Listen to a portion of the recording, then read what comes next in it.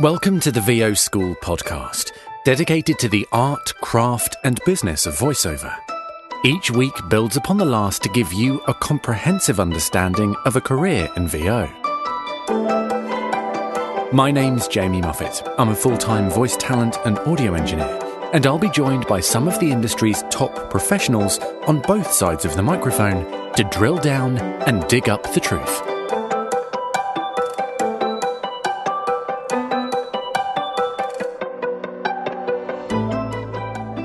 Hello, welcome to episode 9 of the VO School podcast, and today we're talking about everything to do with voiceover conferences.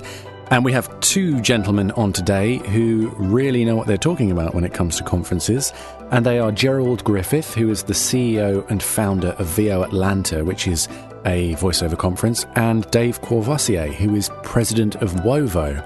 And WOVO puts on a VO conference every year too, so two very knowledgeable chaps to talk about this subject. We were going to be doing an episode on the business side of voiceover, and that is not cancelled, it's just postponed due to scheduling conflicts. So that should be coming along in a couple of weeks' time, maybe 3 weeks' time. In the meantime, we've got some really great episodes lined up anyway. So before we launch into the interview, we will have our usual bit of social media plugging. So connect with us on Facebook, and the address for that is facebook.com/groups/VO School Podcast. And we're also on Twitter at VO School Pro. And yeah, that's pretty much it, really. There's no need to hold the interview up any longer. We'll go through the bios and get to the interview after this short break. Style. Power. You're watching the home of the NFL. The all-new iPhone. Reserve your Disney World season pass now. Through all the runny noses, 3 a.m. coughs. An all-new American Crime Story, tonight on FX. Hi, it's J. Michael Collins, and these are just a few examples of the first-class demos my team and I are producing. If you'd like to have something similar, visit jmcvoiceover.com and click on the Demo Production tab to find out more.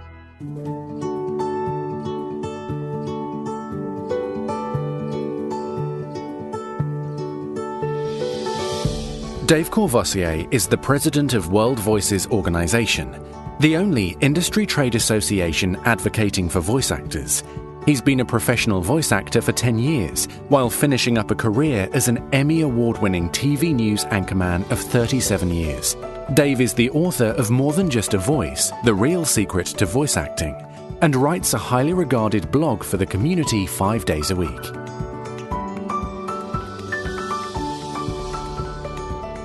Gerald Griffith is the executive producer and founder of the VO Atlanta Voiceover Conference. He has a background with public speaking and an extensive background as a technology professional. Having founded VoiceOver City LLC in 2012, Gerald has continued to work to provide a space where people can learn and network while working towards their goals. VO Atlanta is a reflection of Gerald's desire to connect real people in person and to provide this type of engagement and learning opportunity to the voiceover community. Here's our interview with Dave Courvoisier and Gerald Griffith.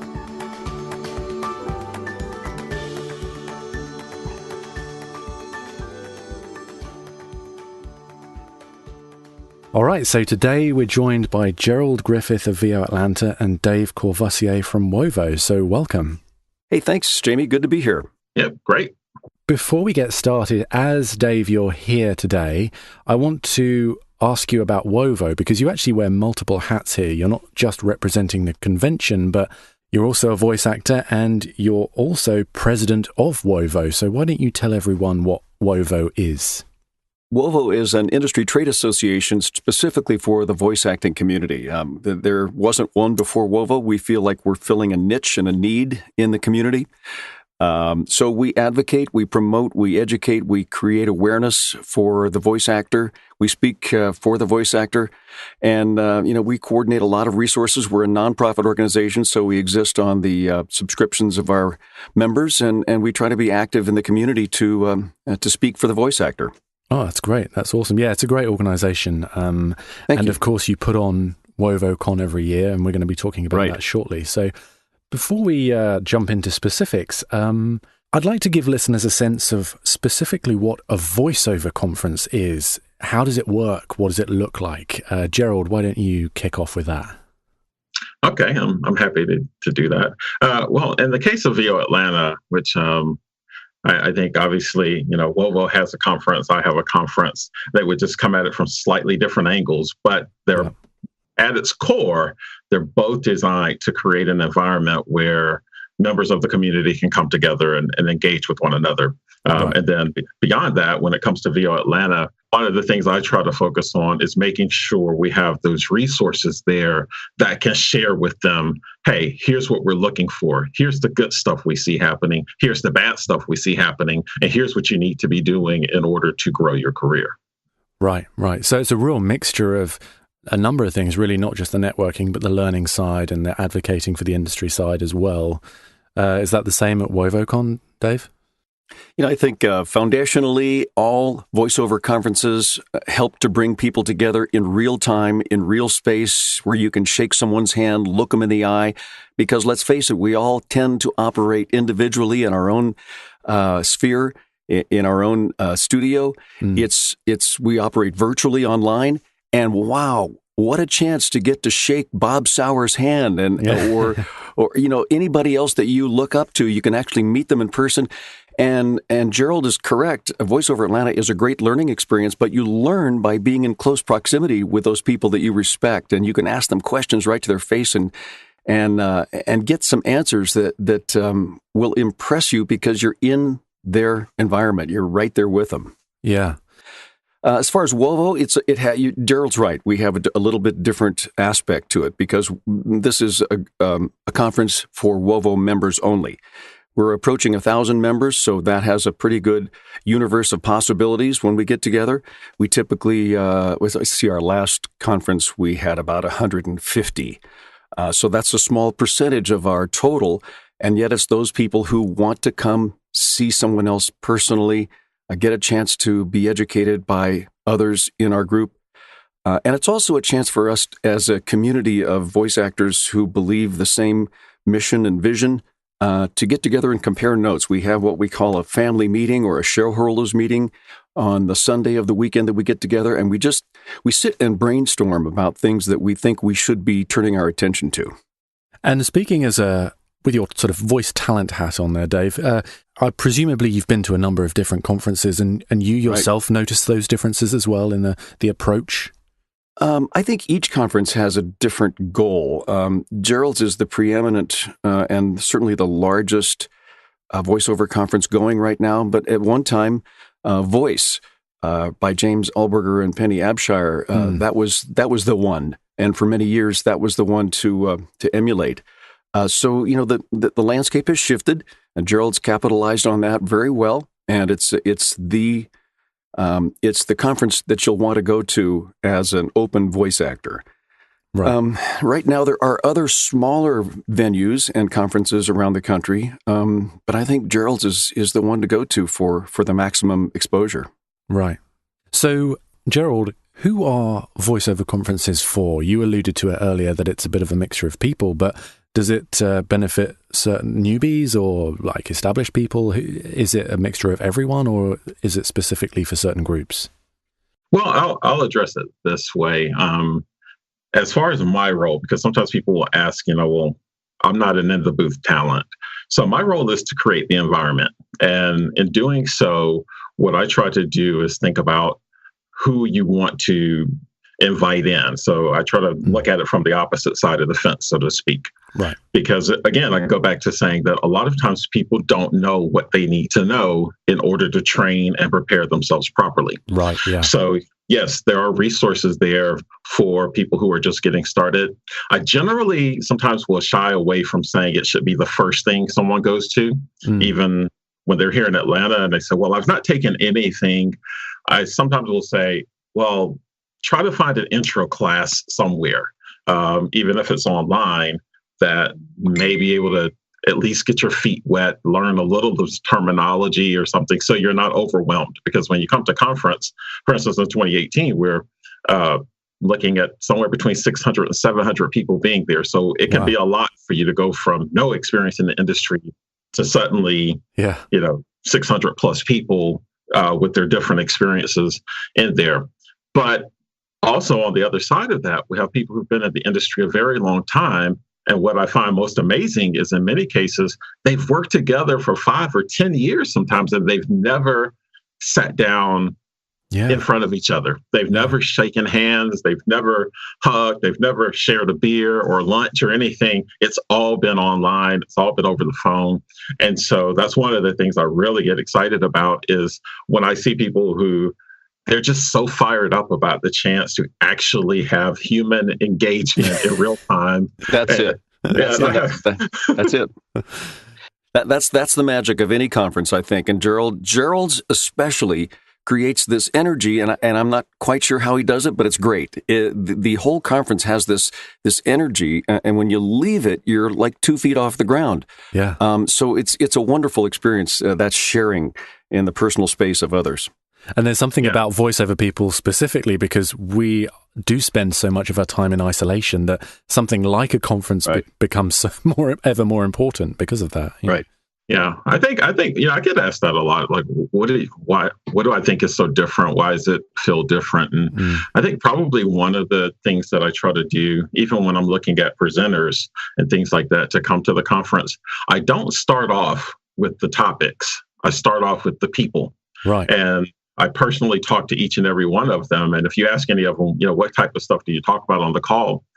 Probably more than half of the call, if not 75% of the call, has nothing to do with voiceover.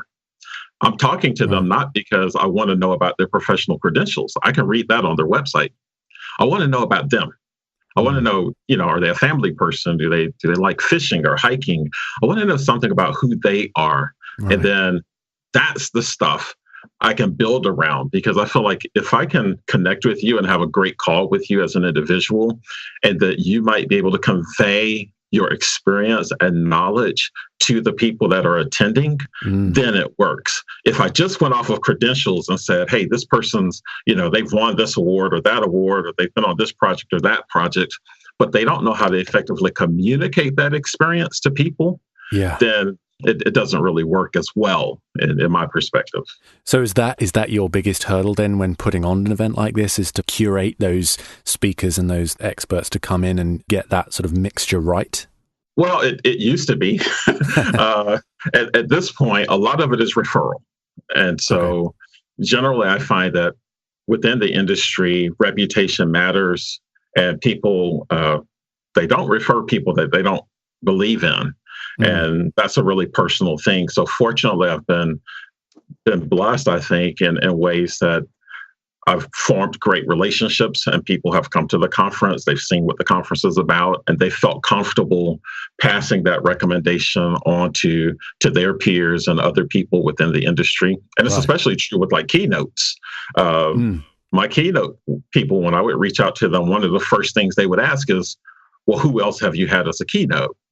Because they want to see what level of talent you're bringing in, what level of experience you're bringing in. And so what I do a lot of times with the keynote is ask that year's keynote to refer 2 or 3 potential keynotes for the following year. Right. Yeah.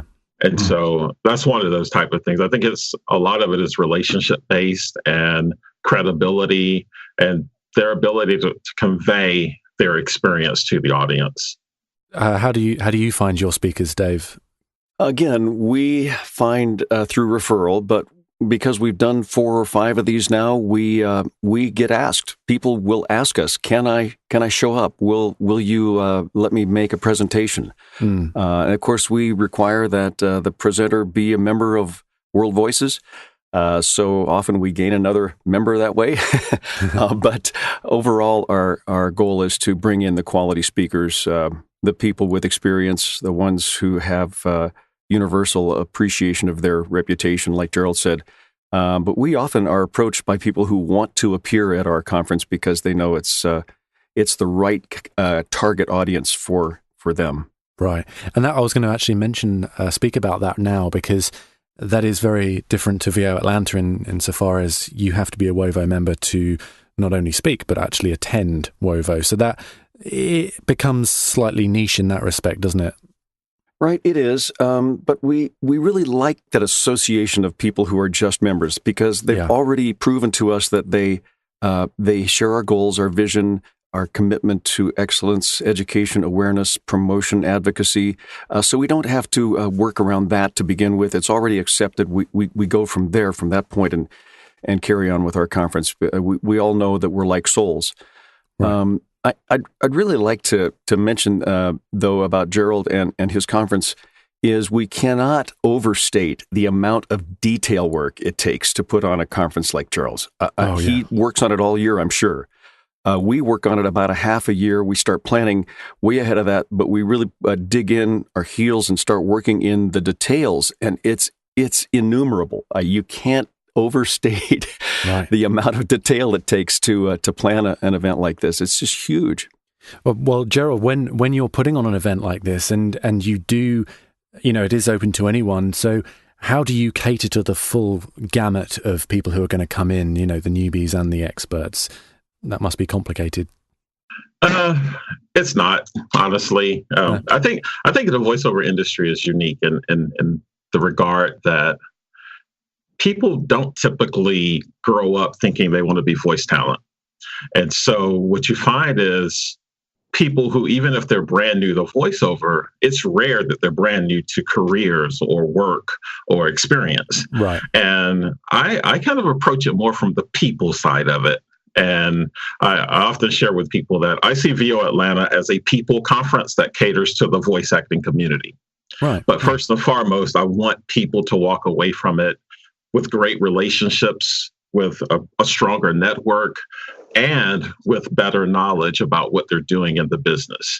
And so it's not just about me saying, oh, we have this subject and this workshop and that workshop. I really, at its core, comes down to creating that environment where people can feel free to learn and connect. And, sometimes I get asked each year, well, hey, why don't you put the titles on the name badges so we'll know who's an agent or who's a director? And then I tell them, we have that listed like in the program guide, but for walking around purposes, I'd rather you just know who they are. I want you to know who they are first, not just what they do.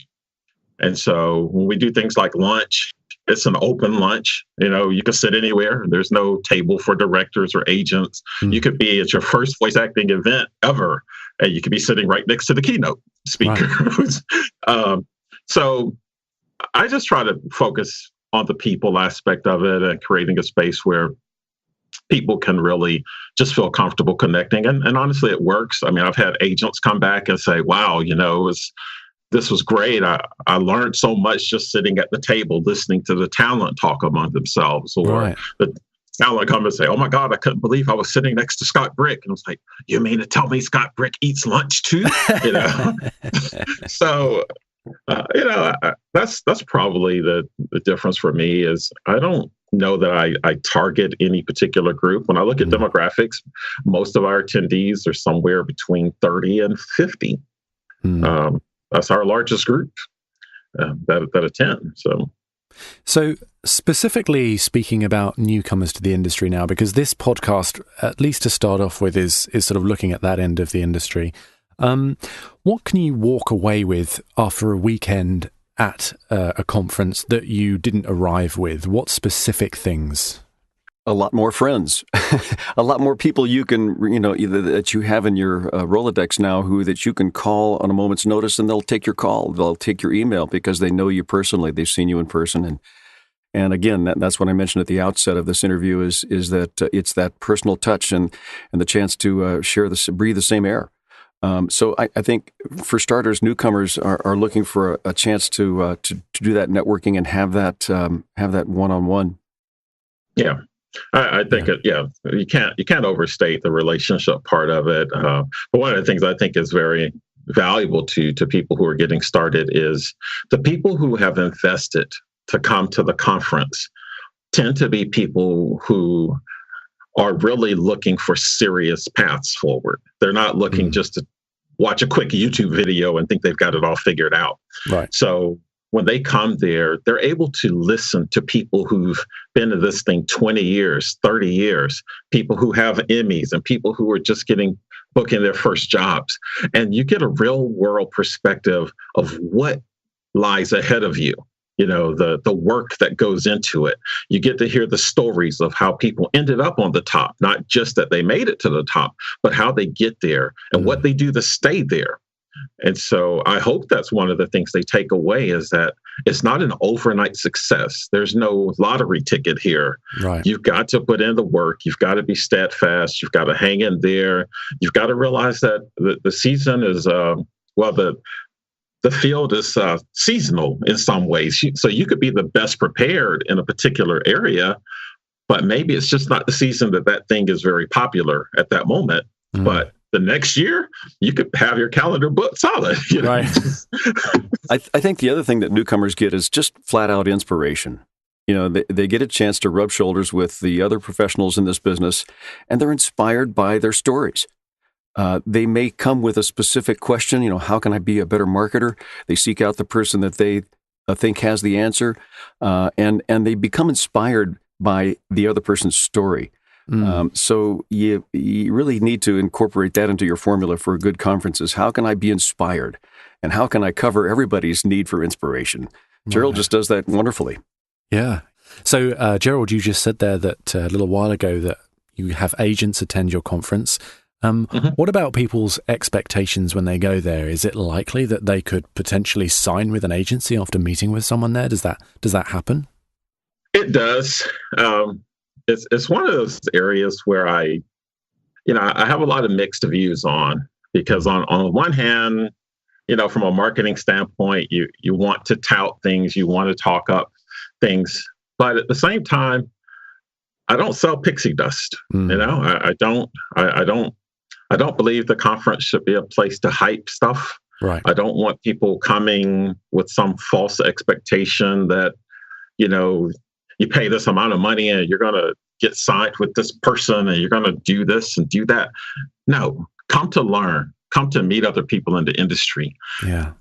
If the other stuff happens, for instance, we do a talent screening and I invite in agents, directors, people who are involved in the industry, but we randomize it. So you don't even get to pick who you're going to read for. Right. You just put your name in the bucket and you'll get assigned to someone. Because to me, I don't want you trying to be so strategic in, I want to read for that person. Right. I just want you to be open to the idea that you're going to get feedback on your performance, your live performance from someone who's qualified to give it. And if it so happens that they felt so strongly about your performance that they want to bring you in or they want to refer you to someone else, then I think that's great. I just don't want you coming with that as your calculus. Right. Yeah, Dave, similar thing? And the question was? VO Atlanta has agents attending, and there's some expectation that you'll go to a conference and sign with an agent, and that'll be the thing that kickstarts your career or something like that. How does it work in reality? I think if you go to a conference and you know that there will be agents there, it's up to you to get signed by that agent. It's up to you to meet that person, to inject yourself into their space and, very comfortably introduce yourself and open a conversation. There's no guarantee. I think Gerald's right. He can't start with that as the goal. He can invite the right people. It's up to you to network on the level that you need to. If you come looking for agents, great. There's going to be some agents there. Now, what are you going to do with it? How will you approach that? How will you capitalize on that? Yep. Right. And they need to educate themselves about who specifically they're looking to get with. Because one of the things that I've heard from agents is there's a distinct difference between people who approach them, who've done some homework. They know what that agency represents. They know what that strong suit is for that agency, and they know why they're trying to get with them and what they have to offer. But sometimes you'll have talent who they just want to be signed by somebody. Right. Yeah. Anyone. And that's not a good selling point. Yeah. You know, and they'll sometimes look at it, and here they are, an agency that may focus on network promo, and then this person's e-learning. And it's like, you're not the same thing. And so the agent sometimes will tell me, they'll say, I'm not even sure why. After 10 minutes, they're telling me about themselves, but I don't know why they're talking to me, because I don't represent the stuff they're promoting themselves as. Right. So preparation then is important before you even go there. What preparation should someone do before they attend a conference in that case? Have a comfortable pair of shoes. Yes. Get plenty of sleep. Definitely get a lot of rest. I would say as far as preparation is concerned, they need to understand where they are in the process and kind of have an honest assessment of where they are. If you're just beginning, it's okay. Everybody there began somewhere. Right. Somewhere. And it's probably the one rule I have, no matter where they are in the association with the conferences. I don't have any tolerance for anybody looking down on anybody. You know, I tell my presenters the same thing. That's the only way you'll like really tick me off is if I ever hear that you talk down to somebody because they're new. Yeah. Don't do it. You know, so everybody started somewhere, but just be okay with being a beginner. Be honest about that, because people are very helpful in this community, but they're less helpful if you try to pretend to be something you're not. Right. I've got this image in my mind of a voice talent showing up with a dossier of, you know, agents and celebrities with a picture of Bob Bergen at the top and a list of their credits, and then they go around hunting out these people. You know, that's not really something that happens. That's a turnoff. Right. Yeah. Well, I've because of my technology background, I've headed off a lot of that in the past by two key things. One is that we have a code of conduct that I address at the start of every conference that discourages that very strongly. Right. The second part is that, for instance, in 2018, we're rolling out a new mobile app, and within that mobile app, everyone registered for the conference will have an opportunity to create their profile. They'll be able to attach one or more demos to their profile. And so what that does is they don't have to walk around saying, can I email you my demo? Can I get you to listen to my demo? Anybody in the system can listen to anybody in the system's demo. If you posted it, we assume you wanted it to be heard.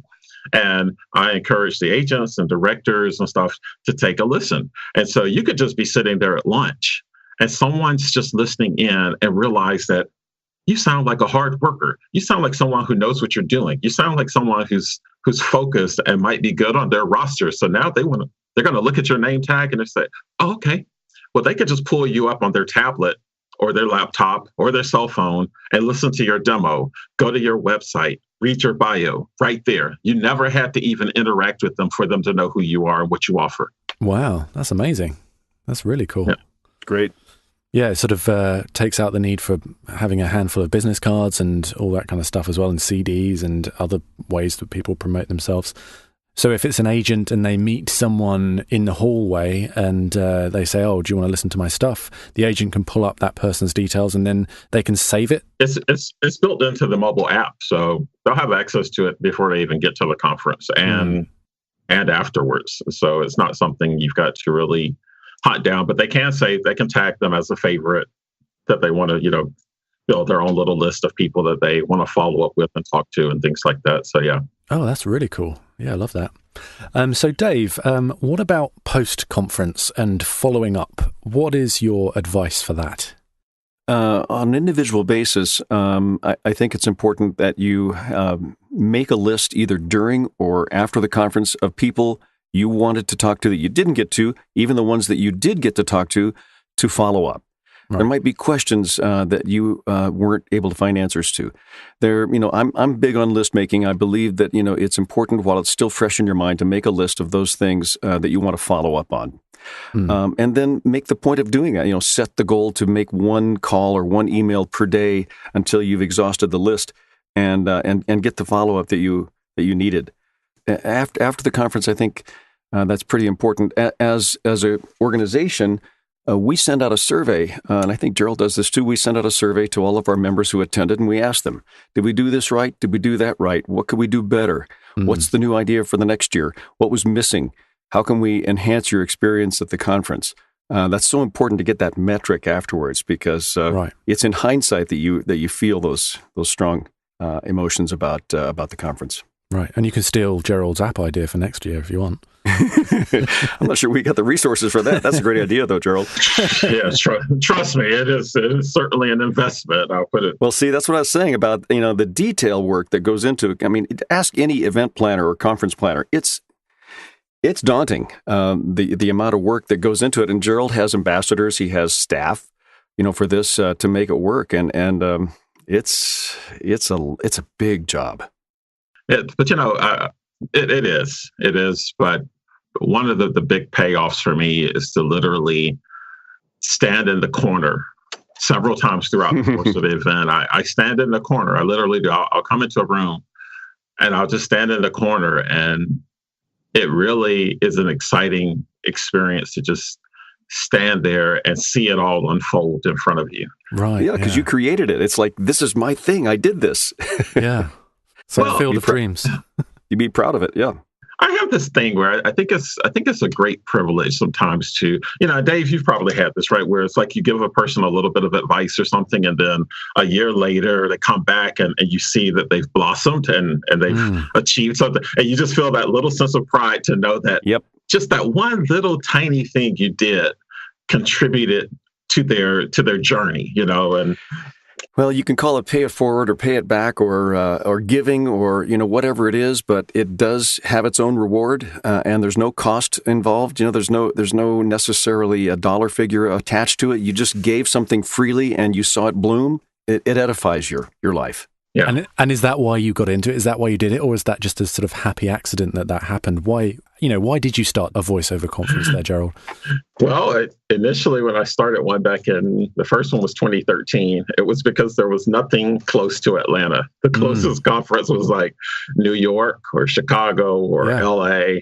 And so I was like, come on, there's got to be something that we could do within 1,000 miles of Atlanta. Yeah. And that was it. The initial goal was simply to provide something that would attract people from the Southeast United States. That was the goal, was just to be the Southeast Conference type of thing. And, here we are going into 6 years later and 13 countries, 44 states. Yeah. It's not that regional anymore. So yeah, you're taking over the world gradually. I hope not. It's a lot of responsibility. But why did you think, from a WOVO perspective, a conference was important, Dave? Again, we all work in isolation. We have a very tight-knit membership, and we enjoy each other's company online. But, I'd love to meet this person in person. And so we thought it was important that we provided a chance for people to actually connect physically. And it also we found out that in our few conferences that we've had, we found out that family meeting, that shareholders meeting, is really a chance to hash out and brainstorm and just throw out ideas and share in real time in the same space the ideas that'll move this organization forward. And that has turned out to be the seminal moment of the weekend, is that family meeting. It's 2 to 3 hours long, and we sit and it's just a give and take. We sit around a circle and just brainstorm. Right. That has huge benefits for our organization. Okay, hey Dave, for it to be a family thing, is there food involved? Oh, you bet, food.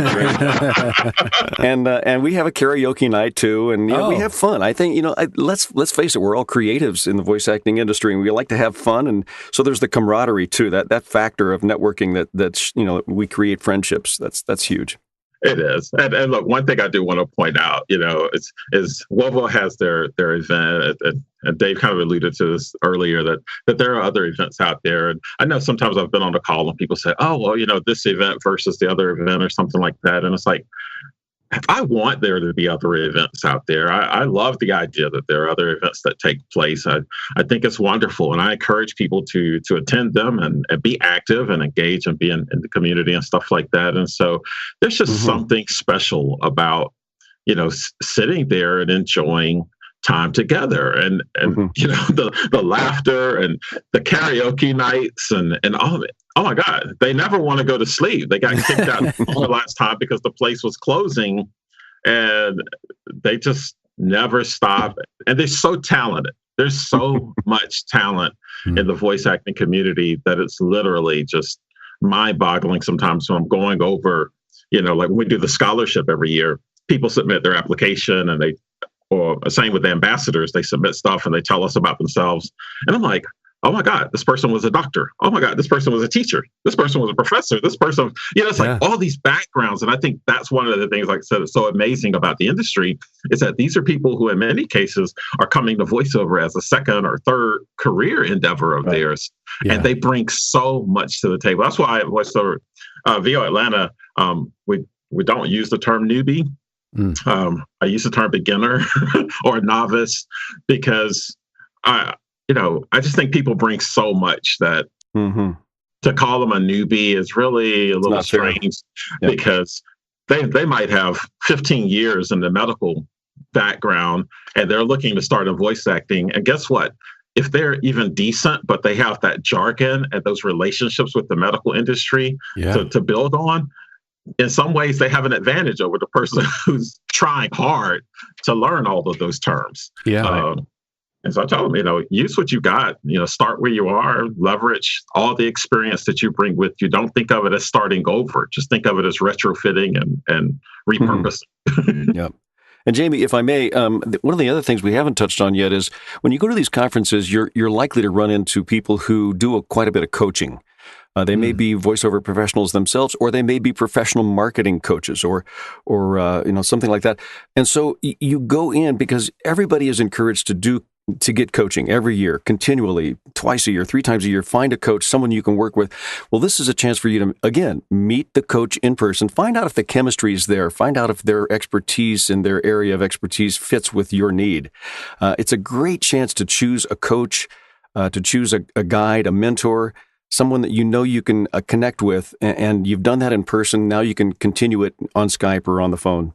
Yeah, that's a really useful benefit to going to a conference, because that finding that relationship is a lot of a slower process if you're purely doing it online or something like that. So it's so nice to hear that. I mean, I knew you guys were friendly anyway, but that it's such a small community that these conferences, there's not such a bitter rivalry between them, which it would have been fun to have you guys fighting, but that's clear. No, we support, I remember the first time our then president, Dustin Ebaugh, went to Atlanta. This was, 2014 or 2015, Gerald, I'm not sure. But he came back and he goes, man, we want that. We want the kind of energy that Gerald's, how do we do that? When we sat and talked a long time about how you managed to create that sense of community and energy, we've tried to, to emulate that in our conference. It's not apples and apples. So we have to change up the formula a little bit, but we support Gerald, and because he is bringing the community together, and we do that too. Gerald's given us a lot of support as well. I don't see any reason why it should be any other way.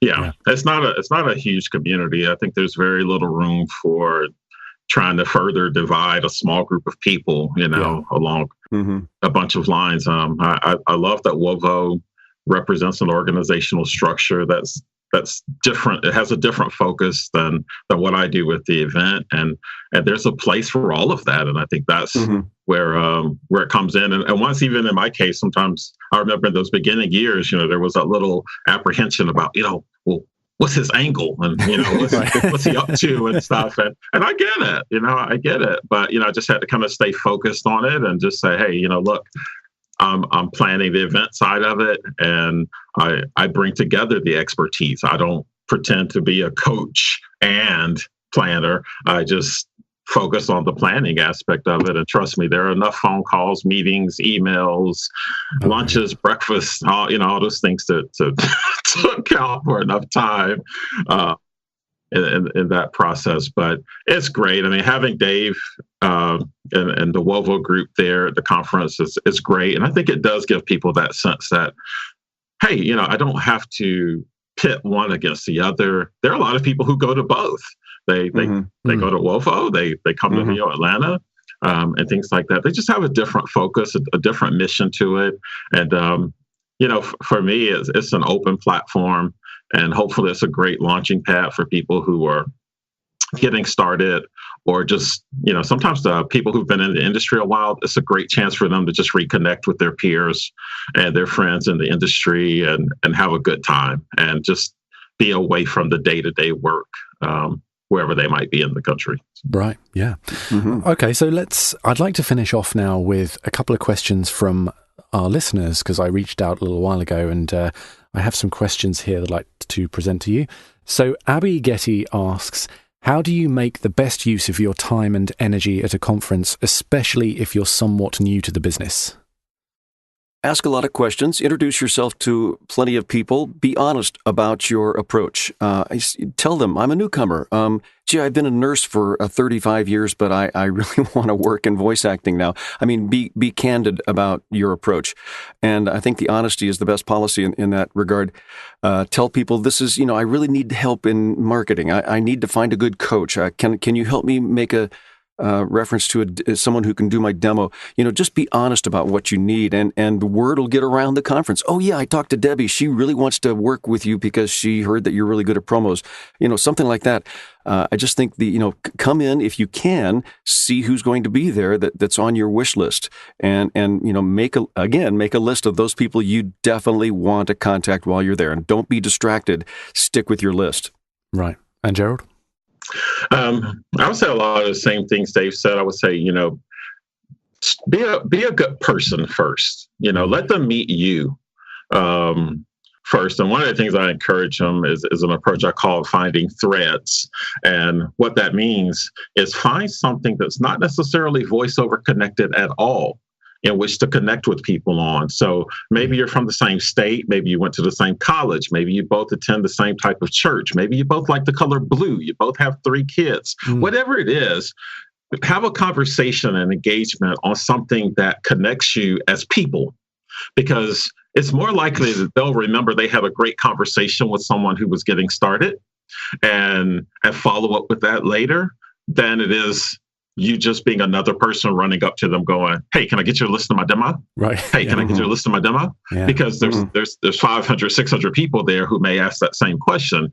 But if they can remember that, hey, you were just getting started in a voiceover and you were trying to ask some questions about maybe where you should start your training, but you also happen to be from the same city I grew up in, then I'm going to remember that, Be like, oh yeah, I remember now. So I always just strive to say, if you're new, take some time and listen. Just listen to the conversations. And then if you can jump in somewhere. If it's just an opportunity for you to learn from listening, then do that. But because there's a lot of stuff there. There's a lot to absorb there. That's great. A lot. Yeah, absolutely. Okay, so Jeff Friedman asks, I'd like to hear thoughts on the pros and cons of attending national VO conferences versus smaller regional conferences. So, Gerald, you said you started off as a regional one, but you've quickly become national and international. So you could probably speak to that, start off with. From my standpoint, I don't know that it's an either or. I think they speak to different things. I think regional engagement is important because you'll find people that are already operating in your area and may have found success in what's working in that particular market.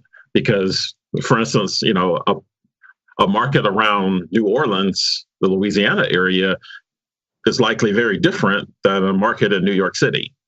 So, if you were having regional events in both, whichever one you live in is probably going to be a little more relevant to what you might experience on a day-to-day basis. The one I have, it's actually a little global now because we have a large contingent from Canada and the UK and different things like that.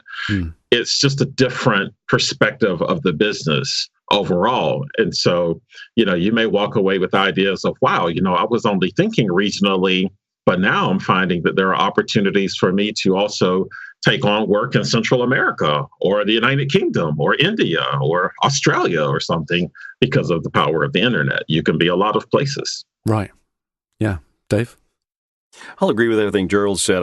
When you go to a national conference, you increase the chances of your being exposed to a wide spectrum of experience, people from different countries, as Gerald said, different regions of the country. I'm not sure the experience is that different geographically anymore. I think a person from Atlanta and a person from Omaha probably faces much the same challenge. Yes, you have local vendors and producers you might work with, but so much of it is now global. because we're World Voices, we are really looking forward to holding mini-cons. We call them mini-cons. We've done one in Nashville. We hope to hold a mini-con in Toronto or even the UK in the next year, 2 years. Oh, wow. We think it's important to spread our wings as far as we can and reach the global audience. We also have people come from Australia and South America to our conferences. And boy, that experience they bring, the perspective they bring just adds so much to the flavor. So there's advantages and disadvantages to both. I think I'm with Gerald. They don't necessarily compete with each other. There's a different appeal to the global or the national as opposed to the regional. Okay, great. All right, and my final question here is from Zach Alleman, and he says, I'd love to know if any of these conferences are made accessible to people outside the US or UK via things like live streams. For example, Central America doesn't have any VO conferences, and I know that Zach is actually from Central America, so that's relevant. Well, we do that. We especially our family meeting and one or two of the other presentations at the conference, and when we have to kind of check to make sure it's okay with the presenter and with the audience, that they don't mind being on camera or they don't mind being referenced in the live stream, that can get into some legal or even personal issues that people don't want to be seen on camera, whatever. But we live stream our family meeting on Facebook. We promote it. We expect people to join in, to chat with us and ask questions and be part of that conversation, because if they aren't there in person, they can then participate in that way. So I think it's becoming more and more important. Gerald may have a different perspective, though. Gerald? Well, from VO Atlanta, we have different versions of live streaming. We have, different interviews and things that we do that are just publicly accessible. We post those. Then we have live stream packages where people can sign up and they can we only live stream our panels, though. We don't live stream the actual breakout sessions or workshops, because we think that those, I get asked about that sometimes, like, why don't you just maybe do a podcast type, an audio recording? And I always say, doing an audio recording of a live presentation is like being forced to watch TV without picture on. Right. It's not that it's bad. It's just, it's not designed for audio only. Mm-hmm. So if someone is writing and they know they're writing audio only, they're going to write differently than when they have a set and a scene and, visual elements in place. So we do make the panels available via live stream. There are different package rates on that. But so we do have people around the world who actually sign up and watch those. It's usually about $100 somewhere in there, but they're able to sign up and watch from anywhere in the globe where there's internet access and do that. But then we do smaller interviews and things like that. Like on our Thursday opening, we always do a presenter rollout. And that is something that we interview a lot of our presenters live. And so during that, we live stream that at no cost or anything like that. And it's just, the idea behind that is that it gives people a chance to kind of see who the individuals are, more as people than a quick interview setting, and learn a little more about them before the conference actually kicks into gear on Friday morning. Right. Okay, so that's all my questions. So do you have any final thoughts that you'd like to tell the listeners out there? Well, if you haven't been to a conference, I really think you'll need to give it to yourself. Do that. You may be the rare individual that doesn't get anything out of it. I don't know of anybody who goes to a conference and comes away feeling like, boy, I sure wasted my money on that. Because everybody, it seems, in my experience, 99% of the people who go are uplifted and inspired by the experience, especially rubbing shoulders with the people they know online, the people they hold up a high regard for, the information they learn. I think Gerald is right in his assessment that it's a people thing first, and then it's an education thing second. It's really about meeting people. Right. Yep. And so from my side, I would echo a lot of that and saying that, well, I'll put it this way. One of the questions I used to get asked more than I do now is, what's my ROI going to be on attending the conference? Yeah. And I understand what they're asking, but this goes to your question about, what people should expect or different things is that you have to understand the nature of the event you're going to. VO Atlanta, or WOVO for that matter, are peer-based events. Mm-hmm. Okay. Meaning it's not a client, it's not a B2C type thing where, all these businesses are there and we're inviting in all these potential customers to come and buy your widgets. That's where you measure ROI when you tend to, you arrive with 500 widgets and how many widgets did you sell? Right. Yeah. Okay. Well, coming to a conference like ours is peer-based. So it's more about engagement, interacting with a community of people who do the same type of work that you do. And the example I use is that a dentist wouldn't go to a dental convention and say, how many, what's my ROI? How many new clients did I get? Because it's not the nature of the event. Right. And so I think people have to really do that assessment and understand what they're coming to in the first place. And what they leave with, I often say, is a bag of seed. We're not there to give you all the answers. We're there to give you the resources and tools you need to go back and get to work. Right. Yeah. Because that's the thing. We're not, it's not our job to make you successful. It's our job to hopefully clear the window a little bit for you, so that you can see more clearly when you leave. You're a little more motivated and encouraged. Give you the tools, yeah. Give you those tools, but it's up to you to go out there and apply that elbow grease. It's up to you to make those phone calls. It's up to you to follow up. It's up to you to engage. That's the stuff that's very much going to be yours when you leave. Yep. Well, that's a fantastic way to end it. So where do people go to find out more information about your conferences? Dave, WOVOCon? World-voices.org. We'll have postings from this last year's event, and we'll be working to put information up about the next event in 2018. We're choosing a date as we speak, and we'll have that information up pretty soon. So world-voices.org. Okay, and VO Atlanta? It's voatlanta.me. All right, awesome. Well, Gerald Griffith from VO Atlanta, Dave Courvoisier from WOVO, thanks so much for coming on. That was a really, really great chat, and there's so much information there. It's going to take people a long time to unpack all that, so thanks for coming on. Well, Jamie, thanks to you for offering that opportunity to talk about it. I think it's probably something that not a lot of people think about, is the work that goes into and the opportunities that are available at VoiceOver conferences. Thank you. Yes, thanks. Much appreciated.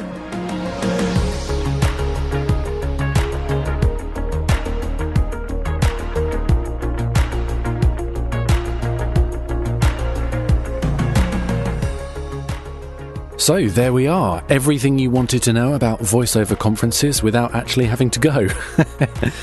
Thank you to Gerald Griffith and Dave Courvoisier for their contributions to this episode. Really, really interesting, and their insights are invaluable, I think. And also thank you to everyone who submitted questions for this episode. They were 3 very good questions, and hopefully you got them answered to a satisfactory degree. As I mentioned before, don't forget to connect with us on Facebook, facebook.com/groups/VO School Podcast, and on Twitter at VO School Pro. Get in touch if you have anything you want to ask me or the guests, and if you have any suggestions for topics to be covered in future episodes. We had a discussion on the Facebook group the other day about doing an episode with, well, I was going to say newbie, but maybe that's not the right word, beginners to the industry, and having a bit of a Q&A with some newbies and, oh, I said it again, beginners and established talent, and really have a back and forth, because it's very easy for us to lose sight of what it's like to start. So anyway, I won't bore you any longer. Thank you to everyone for coming on, and thank you for listening, and I'll see you next time.